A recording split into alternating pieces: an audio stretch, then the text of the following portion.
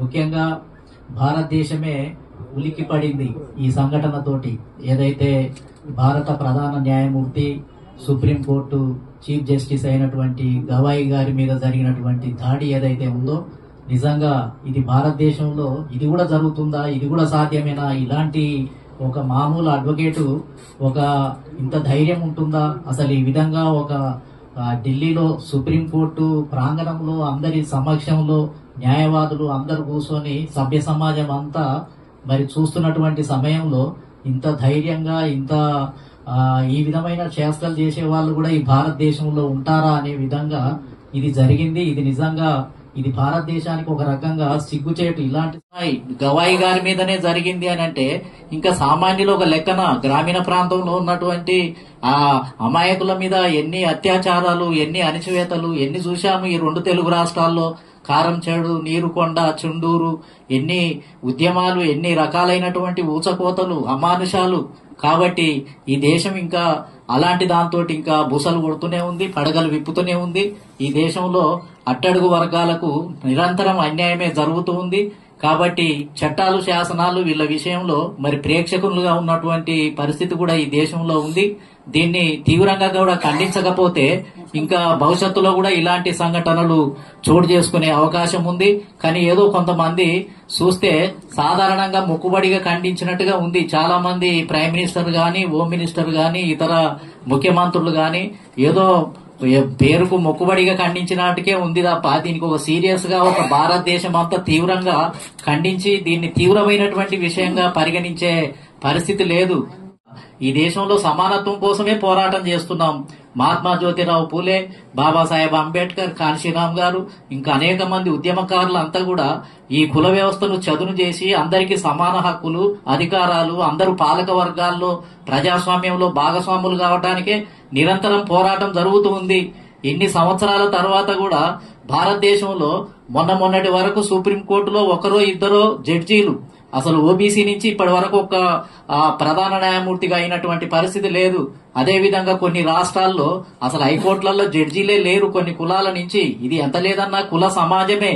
ఈ కుల సమాజంలో కొన్ని వర్గాలకు ఇప్పటి వరకు కూడా భాగస్వామ్యం లేదు. విద్యా ఉద్యోగ రంగాల్లో దూరమే, బాయ్కాటే ఒక రకంగా. అసెంబ్లీలో ప్రవేశం లేదు, పార్లమెంటులో ప్రవేశం లేదు, న్యాయ వ్యవస్థలో ప్రవేశం లేదు. అంతా ఒకటే వర్గం, ఒకటే కులం. మొత్తం ఏంటంటే ఏకఛత్రాధిపత్యంగా ఈ దేశాన్ని పరిపాలిస్తున్నారు. మిగతా వాళ్ళ అమాయకులు కాబట్టి, నోరు లేని మూగజీవాలు కాబట్టి ఇక అడగకపోతే ఇక మాదే పెత్తనం, మేమే రాజ్యం వెళ్తాం, మా ఇష్టారాజ్యము అనే ధోరణి ఈ భారతదేశంలో ఇంకా బుసలు కొడుతూనే ఉంది. దీన్ని మనం ఖచ్చితంగా ఎదుర్కోవాల్సినటువంటి అవసరం ఉంది.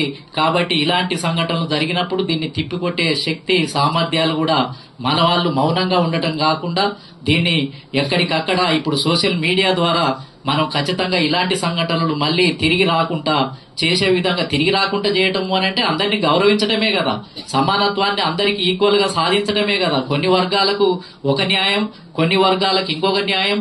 కొందరి ఎడలనేమో చూసి చూడనట్టుగా చట్టమేమో పవర్ఫుల్ గా పనిచేస్తుంది, కొందరి విషయంలోనేమో ఆ చట్టము అసలు అక్కడ ఆర్టికల్స్ ఉంటాయి, చట్టాలు ఉంటాయి, కానీ మిగతా వర్గాలకు అవి అన్వయించబడవు, అవి దాన్ని వర్తింపజేయరు, ఇంటర్ప్రిటేషన్ చేయరు, కోర్టులన్నీ వేరే రకంగా మాట్లాడుతూ ఉంటాయి. కాబట్టి ఇది భారతదేశంలో కొనసాగుతూ ఉంది. కాబట్టి ఐక్యరాజ్య సమితి కూడా మరి భారతదేశంలో జరుగుతున్నటువంటి సంఘటనలను కూడా పరిగణలోకి తీసుకోవాలి.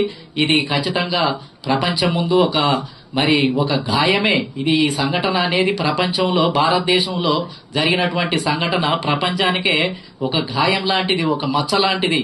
కాబట్టి దీన్ని అన్ని వర్గాలు కూడా దీన్ని తీవ్రంగా ఖండించి భవిష్యత్తులో ఇలాంటి జరగకుండా చేయడానికి మనం అందరం కూడా సన్నద్ధం కావాలి.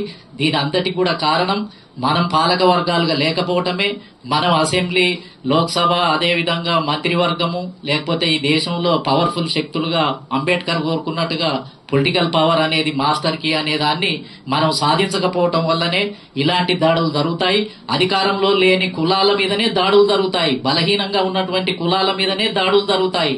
అమాయకంగా ఉన్నటువంటి వాళ్ళ మీద ఎంత దాడి చేసినా ఎవరేమనుకోరు, పట్టించుకోరు. మా ఇష్టారాజ్యము అనేది ఎందుకుంటుంది, తేలిక స్వభావం ఎందుకుంటుంది అని అంటే మనం బలహీనులం కాబట్టి, పాలక వర్గంలో లేం కాబట్టి అదే అంతిమ పరిష్కారం. కాబట్టి భవిష్యత్తులో ఈ 2 తెలుగు రాష్ట్రాల్లో కూడా పాలకులయ్యే విధంగా కూడా ఒకవైపు ఉద్యమాన్ని కొనసాగిస్తూ మరొక వైపు ఇలాంటి సంఘటనలను ఖండిస్తూ మనం ముందుకు వెళ్లాల్సినటువంటి అవసరం ఉంది అని చెప్పి తెలియజేస్తూ పెద్దలు బాబురావు గారికి ఈ సందర్భంగా మరి ఈ కార్యక్రమాన్ని ఏర్పాటు చేసి వారు కోఆర్డినేట్ చేయడం జరిగింది అందరూ. కాబట్టి వారికి సందర్భంగా కృతజ్ఞత తెలియజేస్తూ సెలవు తీసుకుంటున్నాను. జై పూలే, జై భీమ్, జై భారత్.